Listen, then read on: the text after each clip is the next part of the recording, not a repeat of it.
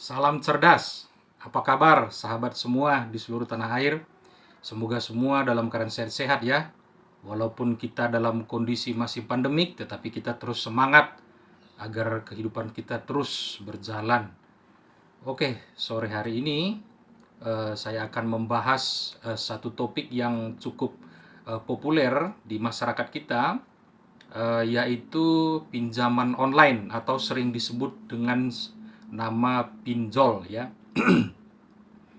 Nah, sore ini kita akan melihat bagaimana sih sebetulnya hukum daripada pinjaman online tersebut. Dasar hukum pinjaman online ini dapat kita temukan itu peraturan Otoritas Jasa Keuangan nomor 77 garis miring POJK 01 garis miring 2016 tahun 2016 ya, tentang layanan pinjaman meminjam uang berbasis teknologi informasi. Di dalam peraturan itu, pasal 1 angka 3 menerangkan bahwa layanan pinjaman meminjam uang berbasis teknologi informasi adalah penyelenggaraan layanan jasa keuangan untuk mempertemukan pemberi pinjaman dengan penerima pinjaman dalam rangka melakukan perjanjian pinjaman meminjam dalam mata uang rupiah secara langsung melalui sistem elektronik dengan menggunakan jaringan internet. Sedangkan pada pasal 7 itu berbunyi bahwa penyelenggara wajib mengajukan pendaftaran dan perizinan kepada OJK. Dengan demikian, hal yang penting diperhatikan bagi rekan-rekan semua sebelum mengajukan pinjaman online adalah legalitas dari penyelenggara pinjol itu sendiri ya. Nah, jadi berikut ini akan saya terangkan beberapa tips yang perlu Anda cermati sebelum mengajukan pinjaman online. Yang pertama, berdasarkan undang-undang tadi, berdasarkan peraturan tadi, ya. Yang pertama itu adalah pastikan penyelenggara pinjaman online itu atau fintech teknologi peer-to-peer lending telah berizin dan terdaftar di OJK, Otoritas Jasa Keuangan. Nah, caranya untuk mengecek bahwa perusahaannya itu atau penyelenggara itu sudah terdaftar, itu Anda bisa lihat secara berkala di laman OJK di www.ojk.go.id di bagian menu Financial Technology. Nah, di situ akan ada daftar seluruh penyelenggara pinjaman online ya yang sudah mendapatkan izin di seluruh Indonesia. Yang kedua, pastikan penyelenggara pinjaman online itu jelas berbentuk badan hukum yang berlaku di Indonesia, serta memiliki tujuan, memiliki laman dan atau aplikasi yang jelas, aplikasi yang legal ya. Hindarilah pinjaman yang secara perseorangan, ya person to person ya.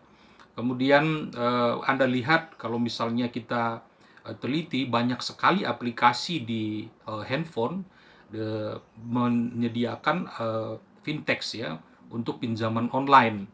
Nah, itu perlu dicek dulu apakah ini benar-benar punya izin dari OJK atau tidak. Ya, badan hukumnya ya legalitasnya itu harus benar-benar diteliti. Kemudian yang ketiga itu perhatikan tingkat bunga dan denda apabila mengalami keterlambatan pembayaran ya. Tagihan itu tidak boleh 2 kali lipat melebihi pokok utang ya.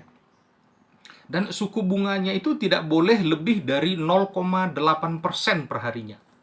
Nah, itu harus dilihat benar. Fintech yang berizin itu pasti tidak melebihi 0,8%. Ada di bawah itu.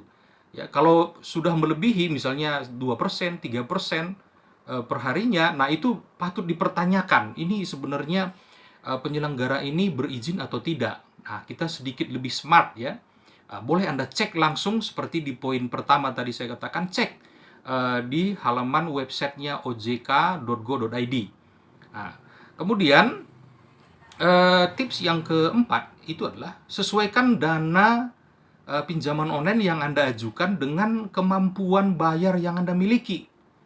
Ya, agar bisa membayar angsuran tepat pada waktunya dan tidak timbul tambahan hutang ya karena keterlambatan, karena ada apa namanya, bunga di sana, bunga denda ya, dendanya per hari itu ada seperti itu. Nah, itu harus diperhatikan. Tentunya Anda sebelum melakukan atau mengajukan pinjaman itu tanya dulu kemampuannya ya, diukur dulu kemampuan yang Anda miliki dan bermanfaatkah Anda melakukan pinjaman itu.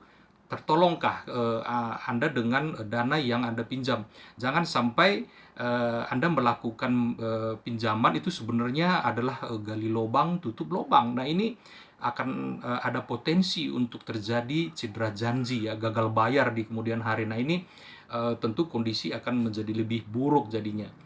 Nah, tips yang kelima, yang terakhir itu adalah teliti dulu seluruh poin-poin yang dicantumkan di dalam dokumen perjanjian yang diberikan. Tentunya karena ini adalah melalui online, ya, secara internet, tentunya ada perjanjian elektronik.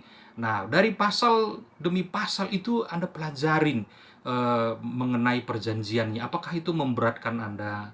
Apakah terasa ini berat sebelah ya, karena dalam perjanjian tersebut apabila sudah setuju maka Anda mesti harus mengikutinya seperti itu. Nah, jadi itu adalah tips-tips yang saya sampaikan ini tadi, ini untuk membantu kita semua supaya sebelum melakukan pinjaman secara online harus diukur dulu, terukur ya, dan kita jangan sampai terjebak di dalam penawaran bunga-bunga ya, atau misalnya angkanya yang tinggi dengan bunga-bunga yang memberatkan kita sendiri, yang memberatkan Anda sendiri gitu loh.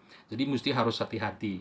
Nah, apabila Anda mencurigai ya ada penyedia ilegal atau penyelenggara abal-abal ya, dalam tanda kutip kita masih dalam kondisi curiga itu, maka bersegeralah mengecek itu di halaman websitenya OJK, dan apabila itu tidak tercantum di sana nama perusahaannya, nama penyelenggara tersebut, segeralah laporkan ke pihak berwajib, misalnya ke polisi atau langsung ke OJK, ke OJK langsung ya, supaya langsung segera ditindak. Kita harus turut berperan serta juga untuk membantu para penegak hukum ya, untuk menghabiskan seluruh penyelenggara-penyelenggara yang tidak bertanggung jawab itu. Demikianlah tadi, semoga ini bermanfaat dan semoga sukses. Salam cerdas.